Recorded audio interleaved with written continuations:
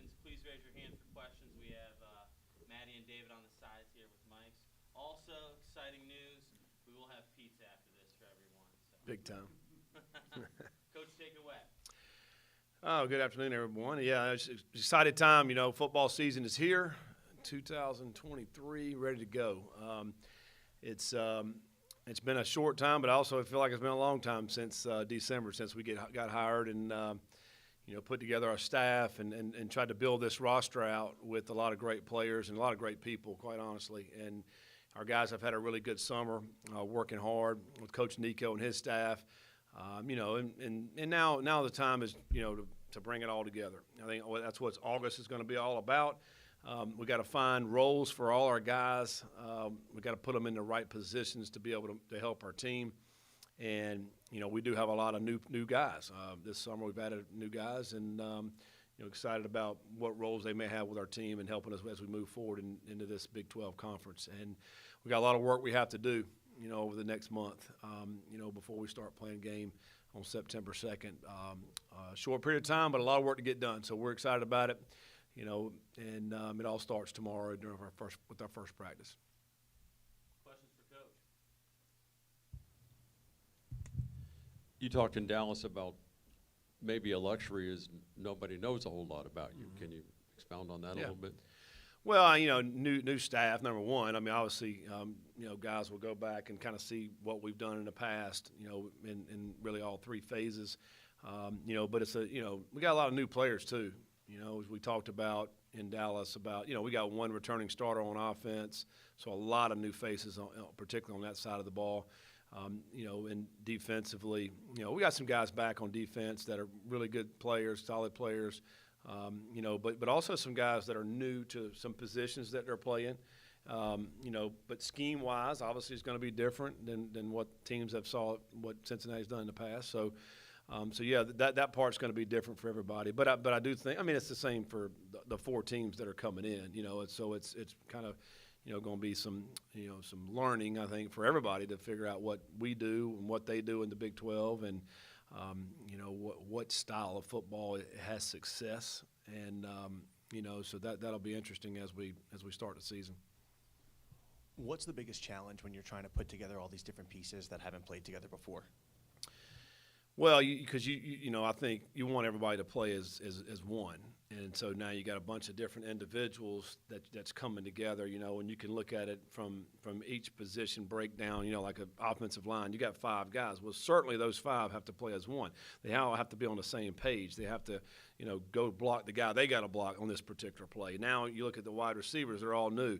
We got to find out what position we want to put these guys in. Number one, then they got to learn what to do in that position. So. That's kind of what we've been trying to do this summer, trying to figure out that piece of it. And then also, scheme-wise, what's going to give us the best chance to be able to move the ball.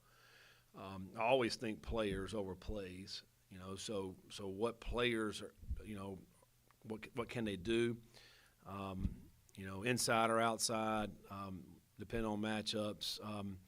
And then, what's going to be our identity of the team offensively. And the same thing goes for defense. Like one guy may be a great pass rusher, but he doesn't cover as well. So that's what we got to get him to do, rush the passer. So that's just one example. So those are the things that we're really going to have to figure out. The earlier the better these first couple of weeks. I think they're going to be critical. Also the thing we just talked about this morning staff meeting was, we got some starters. We got some guys like Briggs, Corleone, just some guys that have played a lot of ball. We don't need to see as much of them throughout camp. We obviously they got to get their reps and all that, but we don't need to see as much. We got to get the next guys ready. We got to get the 2s, the 3s, the guys that are going to play, and maybe not as much, but they're going to play. How good can we get them? That's going to be the difference, in my opinion. I think our starters will be fine. I think they'll be able to compete in the Big 12. But where's the next group, the 2s, the 3s? How are they going to be able to compete? How much of a drop-off or fall-off is it going to be? If we can make that where it's not much of a drop-off, obviously we're going to be a better football team. As a coach sitting here today, that's my probably biggest fear is, all right, what's the big drop-off there in the next group, the 2s, the 3s at every position. I think teams the best teams that we see at the end of the season, the teams that win 10, 11 games, 12 games are the teams that really have significant amount of depth, because we all know there's going to be guys that are going to have to play that, that maybe shouldn't be playing as much, but they're going to have to play. So how good can we get those guys? They're player-driven schemes. How much is that already you figured that out versus how much do you have to figure it out at Higher Ground? Well, I mean, I think you have an idea, but sometimes that may change a little bit once you get into adverse situations. I think obviously when things are good, when there's nobody rushing or nobody covering this guy, he's just running around on air, he can look pretty good. All right, now put somebody in front of him. And now can he maneuver that same route? Can he catch the ball when a guy's on his back? I think those are the things we're really going to have to watch and see out at Higher Ground. I mean, those things we don't know yet from our guys out wide. Chad and Ryan. There tends to be a perception that unknown equals bad. That's not necessarily the case here. We just don't know. Is there a way for you to use that to your advantage as you go into the season? Yeah, I mean, I think so. I mean, if we're sitting here as coaches, we don't really know what some of these guys can do. Certainly the opponents don't know what they can do, right? I mean, so those things we can figure out out at Higher Ground for a couple of weeks, and then when we have our scrimmage, we'll probably answer some of those questions. And then, I think, but as the days go by and the weeks go by, there's guys that are going to continue to get better and better and better, and we've seen that this summer, guys where we started the summer and where they are right now. So I do think we'll be able to see that throughout camp, and again, find out what they can do really well, and that's what we're going to ask them to do. That's basically common sense, right? But that's what we have to do, the big thing is, when you look at offensively, all right, when it's 3rd and 6, 3rd and 7, 3rd and 8, like whose number are we going to dial up? Like who's going to be that guy? Where we all feel good about it. Hey, we know the ball's going to get in this hands right here. He can make that play to get that first down. Right now, I can't answer that question because I don't know. Those are the things we're going to have to figure out over the next 2 weeks. Running back seems to be a room that's a strength heading into this season. Is that something you'll rely on early in the season as you continue to implement different schemes? Yeah, I mean, we're certainly going to use the running back room. I think, that is the one position where we got a lot of those guys that were on the team last year that are back. I think we want to get a lot of production out of that room. I do think it'll be several guys, not just one. I do think, it's going to be a by committee approach, really. And unless one or two guys really just stand out over the next couple of weeks. But I think that group works hard. I think we've had some injuries in there. You think about last year, and I also think the time we've been here, we've had some guys dinged up and not being able to go all the time. So that'll play into it as well. But we got some good talent in that room. I think Corey Connor's a guy who's been as consistent as anybody. In his time when he was at LSU, and he showed some flashes here last year as well. And I think he could be a guy could be really good back for us. But there's several guys, in that room. So that room's going to have a lot of competition. I'm looking forward to seeing which guys really shine when we start scrimmaging, when we start getting situational football. Like who's really going to make those plays when we have to get those grind out those first downs, make a guy miss, and get an extra 2 or 3 yards to get that first down. I'm really looking forward to that. Justin, then Dan, and Scott. Coach, curious what you think about Higher Ground. Have you ever done anything like that? Have you had a chance to go out there and see it at all yet? Yeah, I went out in the spring, got a chance to see it. I'm trying to think. Not really. I've never done it. Maybe when I was in high school, I remember we used to go and we slept in the gym. The coaches just kept you all there for a week or whatever. But it's a very unique situation. I've heard of it over the years. NFL teams doing it. I've really never heard of a college team doing that, and really now a lot of NFL teams don't do it now too. So I think it's very unique. It's going to be an awesome team building opportunity, and everything that I've heard from guys, the players that have done it. Wid, that's his baby. He's told us all the history about it and all that. The fact when he says we went to one bowl game prior to going to Higher Ground and going to 18 or 9, whatever it is at this point, and this is the 25th year. Like this is the silver anniversary of Camp Higher Ground. So I think we're getting T-shirts made up, but it's it's a special thing. It's I'm looking forward to it. I know it's going to be hard. It's, you're not sleeping in your own bed. You're away. But there's no distractions. Like that's the beauty of it. And the guys really, you have to, not only you're playing football with the guys, but you're doing everything else with the guys. So like it just becomes that camaraderie, that chemistry, I think, is so important. You get to learn a little bit more about each other, not just the football side, but the other stuff. So, yeah, I mean, it's a special thing. It really is. Defensive line, defensive line certainly appears to be a strength. If you could pick one position group to build around, would you start with the D-line? It'd be hard pressed not to start with the D line. It's number one, you got to be able to stop people, right? Whoever you're playing. And number two, I think it's always more difficult to find really good big guys that can move, and we certainly have some really good big guys that can move. We also have experience there, and that's one thing that you really can't coach that. You either have it or you don't. We have that experience, and we also have some leaders in that group. And like I would be hard pressed to think of another position group that has that kind of leadership on our team. And they do it in the right way. They work hard. They're all about the team. And there's some good individual players there, but they speak about their teammates. And that's refreshing to be around that as a coach. And so I'm excited about that group that we have on the D-line. And the two positions that I think that teams are built around are the offensive line and defensive line. And we certainly have a good group on the defensive line. I think that will help our O-line competing against them every single day because we are a bunch of new guys on our offensive line. It'll just make us better. And, but I love being around those guys and watching those D-line guys work. You have a lot of wide receivers with Division I experience. None of it here. Mm-hmm. How do you see that playing out? Is that going to be fun watching the competition, and where does Evan Prater fit and all that? Yeah. Yeah, I mean, I'm excited about that group. Coach Glenn will be in here in a minute, and he'll talk a little bit about it. For a receiver room, it's the most unselfish receiver room maybe I've been a part of. These guys are very coachable players that are in there. You mentioned, these guys, they've produced a lot in their career. It just hasn't been here. And so they know what it takes to go out there and make plays in the receiver. But, now it's our job to figure out, where we're going to put these guys and what roles are we going to put them in. I feel really good about that group. I'm excited about that group. We got length. We have size, strength. We have some smaller little slot-type bodies that we're going to be able to utilize. We got guys that can throw the ball. Braden Smith has thrown, I think, maybe 4 touchdown passes in his career. Now Prater's out there who's got a very unique skill set. Who has size, speed, athleticism. He can do a lot of different things. We're excited about being able to, it's kind of like that new toy at Christmas you got. You can do a lot of things with that toy. You play, you're excited about. We're excited about what Evan Prater can do. He's looked really good.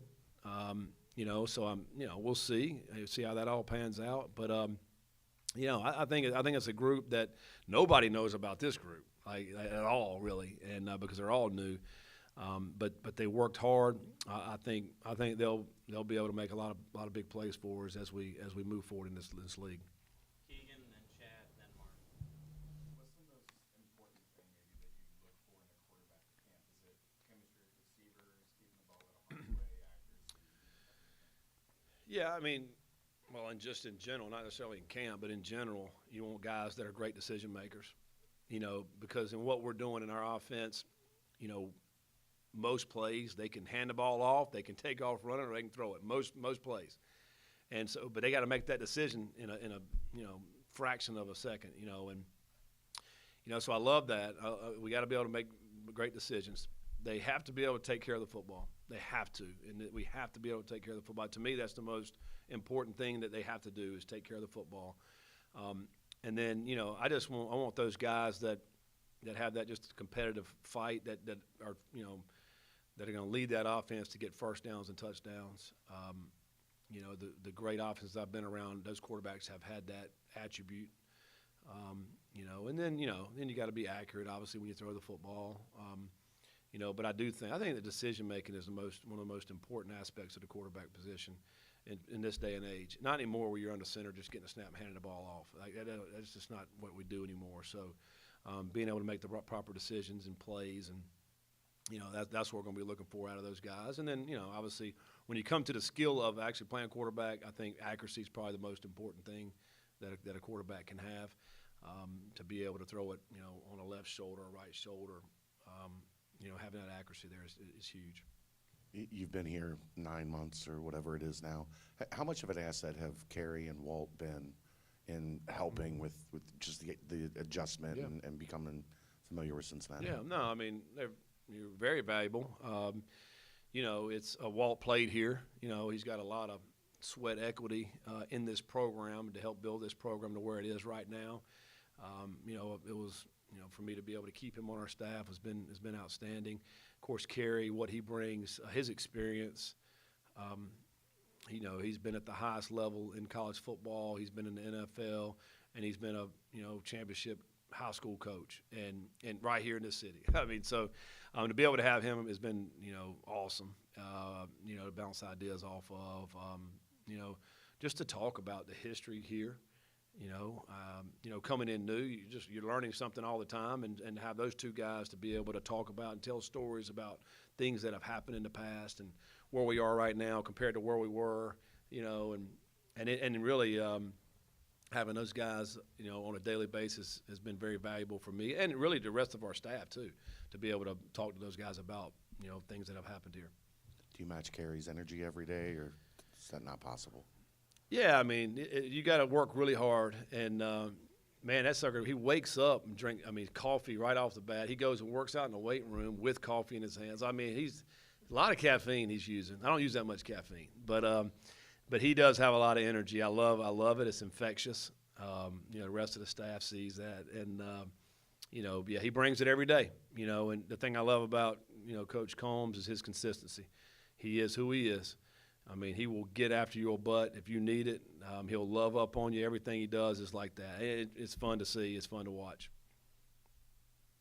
A little bit about the leaders on the defensive line. Every successful college team and the head coach, it seems like the head coach has some of their guys who are leaders in the locker room who they know they can rely on.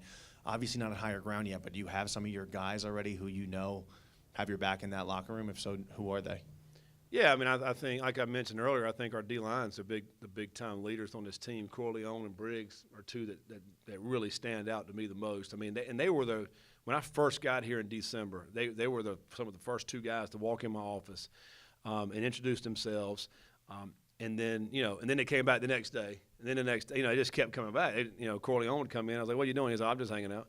Like, he just sit in my office. I mean, just hanging out. So this is back when December, he was injured. And so he really couldn't do a whole lot. He'd come from treatment and just come sitting there and hang out, which I love. I love our guys when they come and want to hang out, and want to come in our offices and want to come to our, defensive staff and offensive staff room. Just sit in there and let's watch some tape, And I think that's extremely important. But those two guys really come to mind, I think, more than anybody. I think, even though they're new, they understand how we've operated. Dorian Jones and Luke Candry, two guys, that came over right away from Louisville that know how we do things. And so they were very valuable to kind of spread the message in the locker room of kind of here's what coach likes, here's how we do things. I think that was extremely valuable. And they're both good players. They're going to bring a lot to our team. And then there's so many new guys on offense, and so one thing that I appreciate about the guys that we've brought in here, I think, 23 transfers type guys, a lot, is the fact that none of these guys came in right day one and just started trying to be the man or the leader, that kind of thing. That takes time. You have to earn that respect. So I've really appreciated how the guys have come in and approached. They just come in to work and put the cleats on, let's go to work. And, Emery kind of comes to mind with that. He didn't come in here. Those guys played a lot of ball. He just came in here and started working. And, Wiggins come in here and start working. I mean, I just appreciate how they've approached that. And now over the time, Buford's another guy, the offensive tackle that came in from Kentucky. He's starting to open up, a little bit more vocal. I mean, they earn that over time, and I think that's another thing that's going to be critical over the next 2 weeks out at higher ground is that those leaders starting to emerge vocally. A lot of guys have been doing it by example, but now vocally really spreading that, and I think there'll be some more guys that'll step up and become great leaders for us during August. Justin, final question. Similar to leadership culture, how do you feel like that's gone in terms of you implementing the culture you want to have, and how important is that to what you then see on the field, whether in practice or once the season starts? I mean, I think we're getting there. I think culture is built on what you do every day. It's not a one thing. You can't just put a sign up on the wall and say that's going to be our culture. I think you have to live it. I think there's certain standards that we want our program to be about, and again, that's something you work on every day. I think a lot of that comes from Coach Nico and his staff in the weight room. They've been with the guys all summer long. Coaches, we've been around, but not as much as they have. And the thing that he's implemented in there is consistency and showing up and working their butts off, because it takes zero talent to show up on time, to work hard, to have a great attitude, and to be mentally tough. That's what we've been trying to implement and put in these guys' head. Now, are we doing it perfect every day? No, but we're working towards that. I like where our guys' heads are at right now, but it's a work in progress. I mean, it is something that we work on every day. We'll continue to work on it because at the end of the season, when we look back on our season, whenever that is, at the end of the year, we'll look back and we'll be able to say, what kind of team was that? Were they mentally tough? Did they work their butts off and play as hard as they can possibly play, no matter what the score was, and give everything they have for their teammates? Those are the things we want to be able to say yes at the end of the season. Now, time will tell, and that's the thing we're going to be working on every single day. So it all starts when we start camp and, putting that in there. So we're excited about it, and can't wait to get going and, see what this team's going to be all about. And, obviously throughout camp we'll be giving updates and kind of where we are with things. I do know this, a month from tomorrow we play our first game, and it's going to be very, very fast. And so we got to have a sense of urgency every day. Meetings, practice, walkthroughs, a sense of urgency every single day because, when you get to the game, you don't want to say, oh, now it's too late. We got to have it now, and that's going to be that's what we're going to do when we start practice tomorrow. All right, thanks, guys.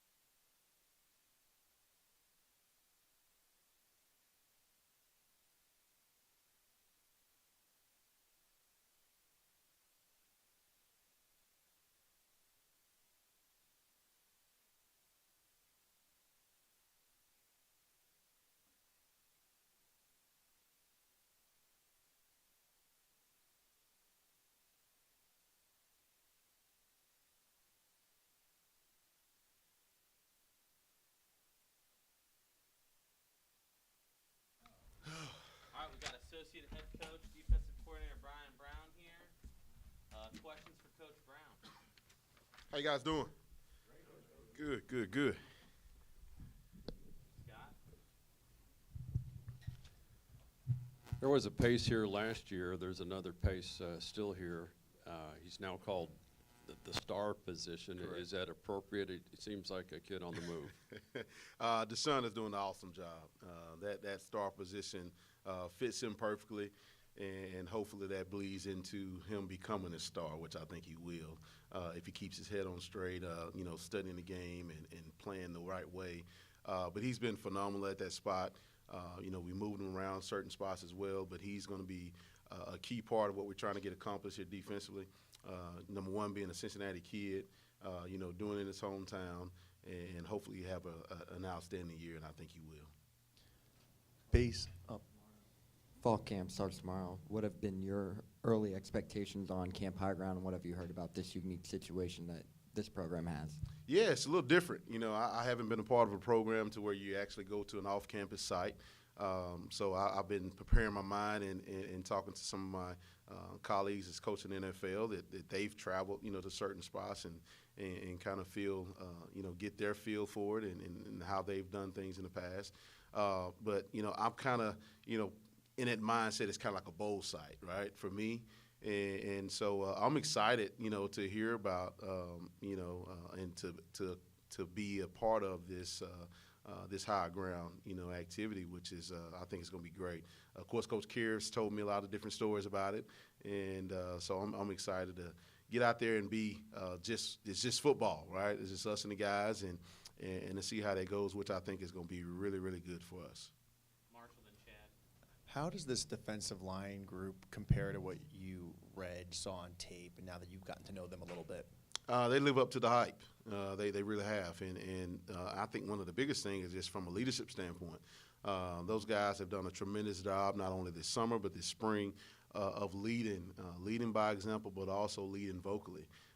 You know, and I think with a lot of those guys that are big, if they're using that size to their advantage, you better listen to me, right? You know, some of those young guys, but no, they've done a tremendous job on the field and off the field. And I'm excited to see those guys, you know, have success this season. But they're going to lead us, you know, they're going to lead us to the promised land. Working with a group that has played together, has national recognition, what's the biggest thing you can do as the new person to come and coach them heading into a season in the Big 12? Well, I think the biggest thing is to be able to trust me and trust our staff that we know what we're doing, and we're going to put those guys in situations to be successful, you know, not only for themselves but us as a team as well. And I think that's really the biggest thing is trust, and to allow those guys to you know, make some decisions on their own as well to be able to play the game. But I think the biggest thing is for them to trust me, and I think I'll be able to help those guys, you know, play the game the right way, understand situations. We're going to put them in a lot of different situations to where when they are in the game and they get those certain type of situations, it just becomes second nature to them. And I think that's what we'll do this fall camp. Taj Ward is a kid that's a grown man now, excuse me. Yeah. He's been here for a long time. That's kind of been a jack of all trades. I don't think people, when they see his name, realize how much football he's played here. How much of a role do you see for him and being able to use his experience, being able to do a bunch of different things? Todd is like a quarterback for us, you know, on the defensive side. You know, he's going to get a lot of the guys lined up in the back end. You know, he's going to make a lot of the checks. And with him playing a lot of football, that has helped, right? And so I'm excited to be able to move him around in different spots. We're going to start him out at the strong safety spot right now. He's a natural-born leader. He's a quiet kid, but he's going to, you know, do everything you ask him to do. And with him playing a lot of football, that strong safety spot, to be able to demand people to, you know, get in the right spots and things of that nature, that fits him perfectly. And so I'm excited for him as well this fall camp. Jack Dingle is a guy that has kind of flown under the radar when comparison to the star-studded defense you have. What kind of skill set does he bring, and what should fans kind of expect from him this year? Man, we had those guys were catapults, you know, to, you know, measure their speed and their player load and all those type things. You know, Jack had one of the highest speeds from a linebacker standpoint that I've had since I've been coaching, and he can run. You know, that's one thing he can do. He can run. He likes contact. You know, he's getting a lot more comfortable from a leadership standpoint because that's what we want our Mike linebacker to be. You need to be the alpha male. You need to be that guy that demands the attention, but also demands, you know, the respect from your teammates and things of that nature and on that defensive side. And he's been phenomenal. I mean, he's been awesome. He's been great to see grow from January, you know, until today. He's gotten so much better from a knowledge standpoint, but also from a physical standpoint as well. Coach Nico and his staff done a great job with all the guys, but especially Jack, you know, from a mental standpoint, being a little bit more tougher mentally. And so I'm excited to see him, you know, go in this fall camp better than what he was in the spring. Ryan and Justin. Malik Van, Dante Corleone, Juwan Brooks, they've all mentioned the freedom that you allow them on that defensive line. How do you think that helps with what you need from the second level? Well, I think it helps a lot because you have, those guys. You got Dante and Briggs who were, all conference players in the AAC last year, and, Dante being an All-American. But you have, Eric Phillips, you have Malik Van, you have Justin Watley, you have D. Shep. You have all those guys that have played a lot of ball, and, that helps me as a play caller to, put some things on them to, hey, this is what we want, won't you make this check, on certain sets. And that allows those guys to play fast, to have a little bit more ownership. But also, it allows, like you said, at second level to free those guys up, so they can just run and play ball. And I think it's very, very critical for us to be able to win the trenches, each and every game, so that second level can get after it as well, whether it's pressures, whether it's fitting the run game, whatever it may be. But we just have to do a really good job up front in the trenches and having old heads like those guys. That's going to help us and allow us to do so. Now that you've had a spring and a summer with this group, how well do you feel like this defense as a whole fits the style you want to play? And are there any adjustments you've had to make for the personnel on this roster? Well, I think one thing it has allowed me to do, is basically keep, a lot of the same as things that we did this past season. But it also allowed me to do some things that we weren't able to do with the group I had last year as well. So, it gives me a lot more flexibility, I think, to be able to, do certain things that, opposing teams haven't seen us do yet. And so it's very exciting to be able to work with this group. They take, whatever we're, giving them, they take it and they run with it. And that's one thing I really like. This defense, this city's built on defense, and I think they take it to heart. And so I'm excited to, to see these guys flourish with my first fall camp with them. Your defense at Louisville led the nation in sacks last year, and they came from all over the place. Has that always been your approach, or has that evolved based on how much teams throw in college football and what you think works best? Well, I think it has evolved from the time I've started working with Coach Satt, back in 2012 and 13. The game has changed, and I think you have to be able to evolve with the times of the game, but you also have to evolve week to week, on what teams are doing. And, whether it's bringing pressure, whether it's dropping in coverage, you have to evolve. But I've always been an attacking, style type guy myself, and that's what we want to keep doing, being a attacking style defense, very aggressive, but playing smart as well and understanding, situations. And I think that's one thing we're going to put these guys in situations that they haven't seen in fall camp. That's going to allow them to play fast in the games, whether it's third and short a lot, whether it's, a 2-minute scenario. We do things what we call sudden change, to where we may be in the individual period or a special team period and the horn may blow, and now it's a situation. It may be 4th and 5. Now let's go play ball, and let's see what happens. So we're going to put them in a lot of different situations, but I think my aggressive style, our staff's aggressive style, is what we want to do. And that's one of Coach Satt's core values, always attack, and that's our mindset. Briggs, Phillips, Van, all local guys. Are people forgetting about this young man from Utah State, Daniel Graziak, who looks like he gets after it pretty well? DG is what you want as a player. Not just, I say just a player, but also a person. Great human being, great teammate, very, very coachable, and wants to be great. And he acts like a pro each and every day. I was at one of the Bengals practices the other day, and I turned around and I heard somebody call my name. It was him, at the practice. So he wants to be a pro. He acts like a pro, and I'm excited to have him on our roster. He had 8.5 sacks last year at Utah State. He was right there with, our guy that led us last year at Louisville. That was one of the leaders in ACC in sacks. So it's great to have that guy in that position. He's done a tremendous job and will continue to do a tremendous job this fall camp of leading, by vocally, but also, by actions as well. So we're excited to have him on our squad. How much have you been able to lean on Kerry and Walt as you're adjusting the roster and to Cincinnati as a whole? And what kind of asset have those two been? They've been awesome. I mean, you think about, a guy that's, bled red and black and white, since he played here in Walt, to a guy we call the mayor of Cincinnati, which is Kerry. Those two guys have been phenomenal for us, and I've been able to lean on them heavily on the roster, knowing, especially once we got here, as well as now, even, with some of the guys that, have coming in or still here, the things that I may not have known, when I got here in January, February, that I know now about some of the guys that are here.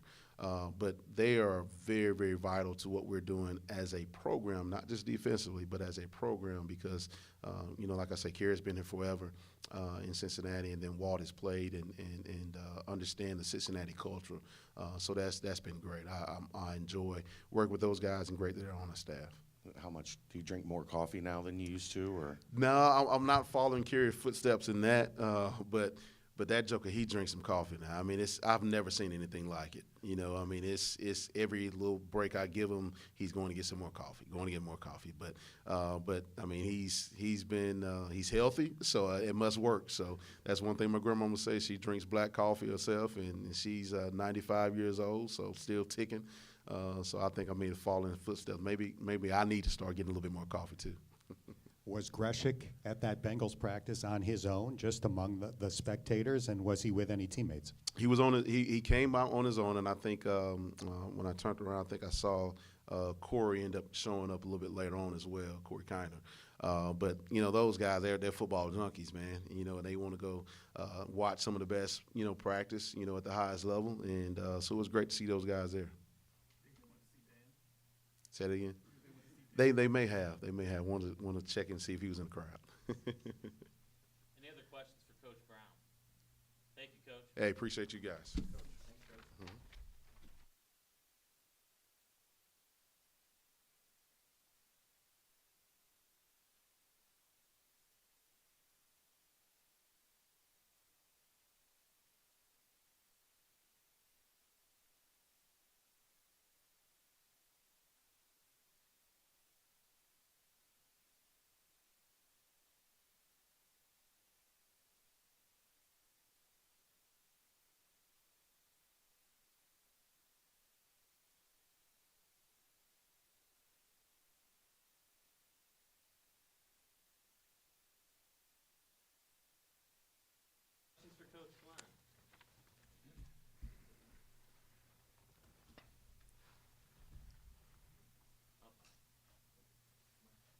Coach, how daunting is the challenge of working in so many new guys, particularly guys that weren't even here in spring ball? Well, it's a challenge, and I think you'll get that from any coach you ask across the country, which that's college football now. Bringing in guys after spring with the transfer portal, but summer rules have changed some, so we can get our hands on them a little more than we used to in the past. So that's helped, but that just makes camp, that much bigger. August camp, training camp, and it's definitely something you want to see, early on. We talked about that as the offensive staff a couple of days ago. There's a couple guys, in these first 5 to 10 days that you got to make some decisions on and kind of see where they're going to fall in the pecking order. But it's something we put a lot of thought into, with how we practice and how we lay out the schedule, in these first 5 to 10 practices. You kind of shared the wealth running back-wise in the spring. I saw Kiner a week ago. He looks pretty streamlined and all that. Would you like to see an alpha kind of take over that position, or is it going to be by committee? You would if you have one, and Corey's definitely a guy, that's got some experience in the past. But there are a lot of guys in that room, just like you said, and they all have talent. It's just some of it's unknown to us.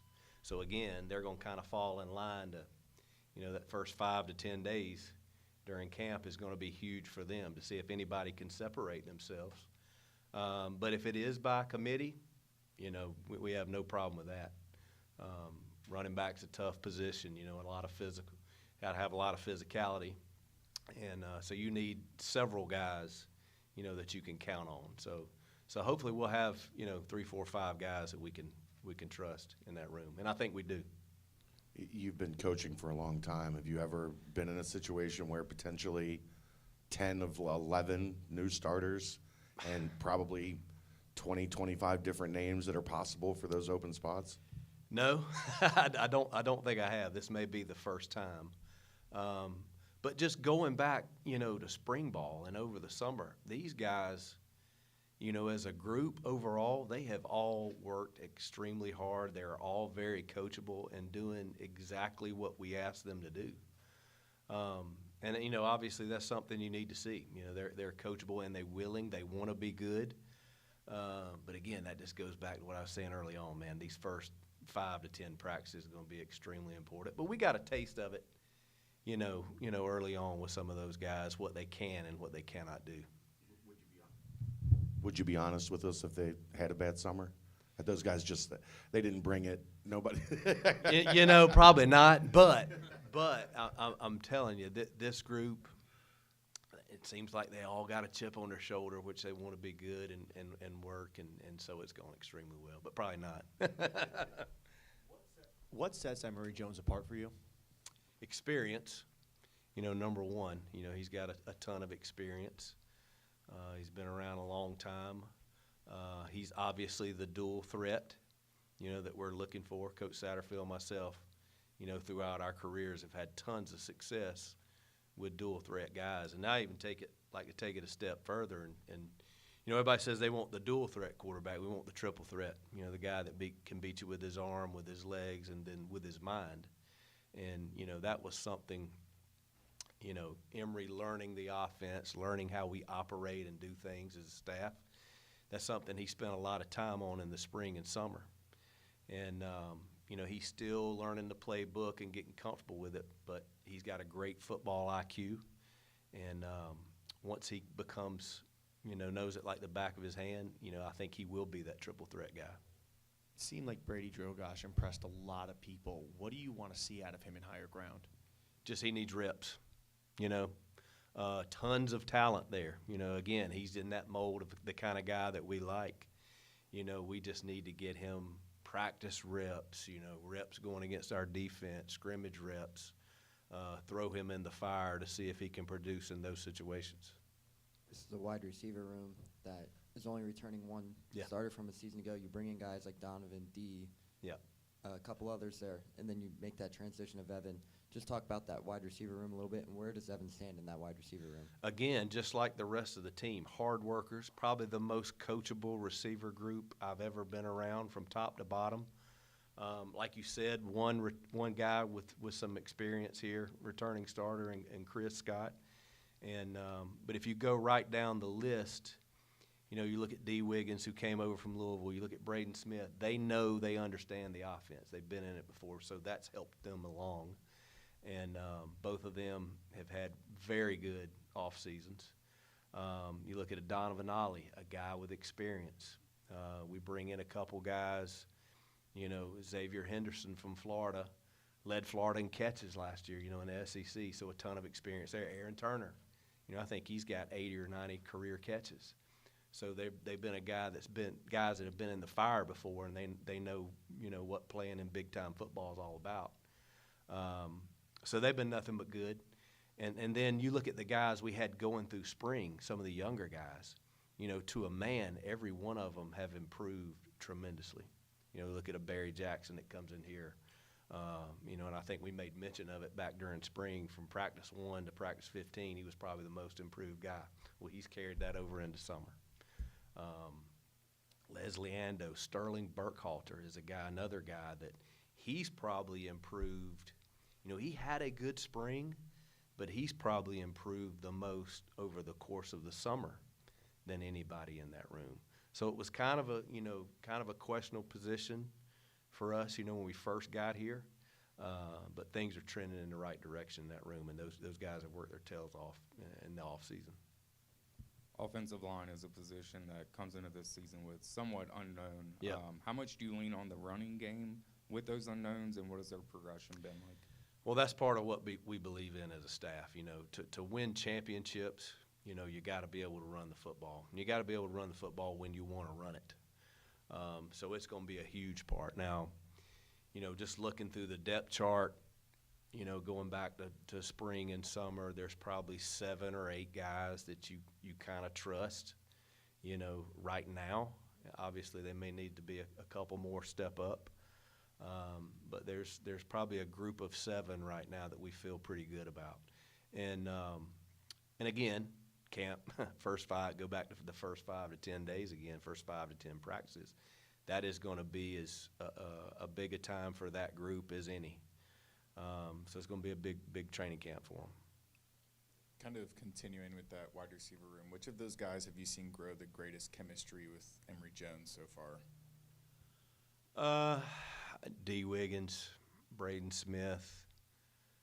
I think Xavier Henderson has got some chemistry because they've obviously known each other in the past. And then I know I've skipped over the question about Evan. Evan's another guy, you know, he hadn't had obviously a lot of snaps at receiver, but he jumped in and he's got some natural talent, natural abilities at that position, you know, without us even coaching him through some of those things.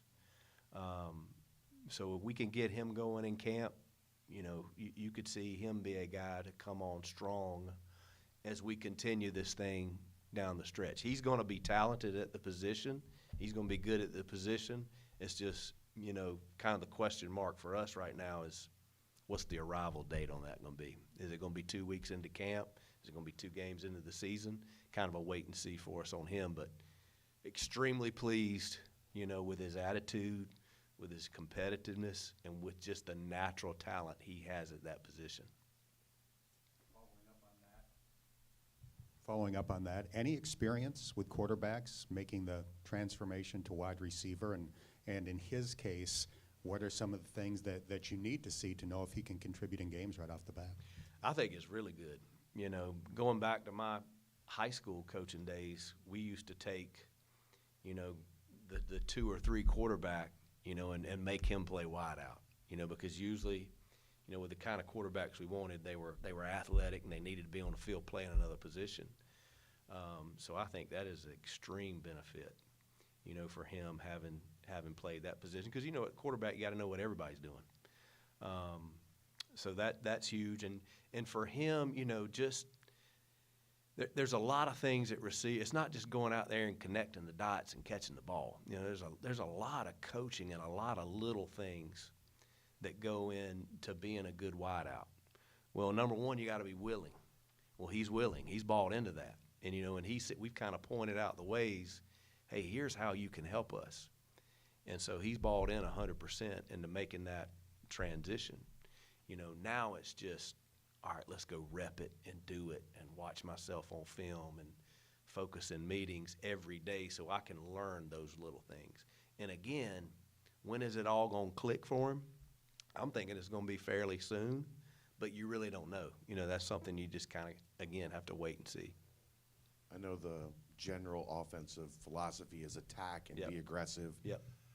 How much does it factor in, though, that you have maybe the best punter in the country, where it doesn't have to be foot on the gas all the time because you know you can pin the opponent deep if you have to? It's huge. You know, we kind of joke. It's kind of a joke, but it's true. The best offensive play in football is a punt. It averages more yards than any other play. But to have a punter, I mean, that's a huge weapon. You go back and you look at really good teams, that kicking game's important. And so to have that guy is definitely a weapon. Do you know much of his backstory? No. His No. dad was basically they call him the Kobe Bryant of Australian rules football. Okay. And his grandpa's also a Hall of Famer.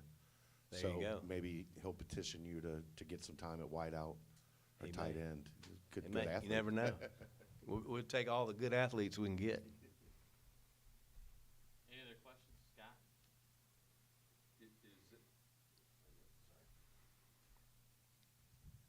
Green beans go.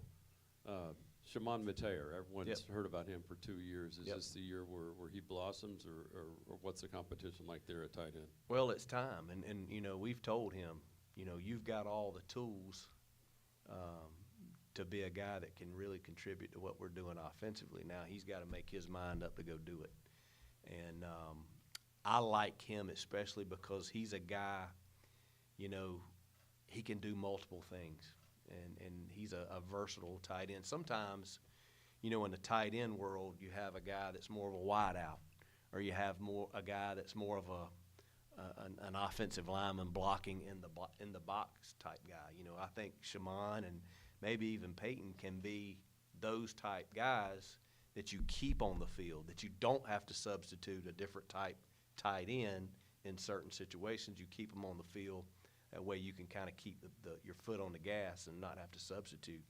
But Shaman, it's you know, he knows it's time for him to go produce. And again, he's a guy that's had a good summer, good spring for us, and he knows that it's the expectation level for him. And then, but again, him and Peyton, you know, two guys that we've seen a lot out of that can do a lot of different things. And you know, there's some other guys in that room that we got to bring along also. Any other questions for Coach? Thank you, sir. Good. All right. Thank you. Yep.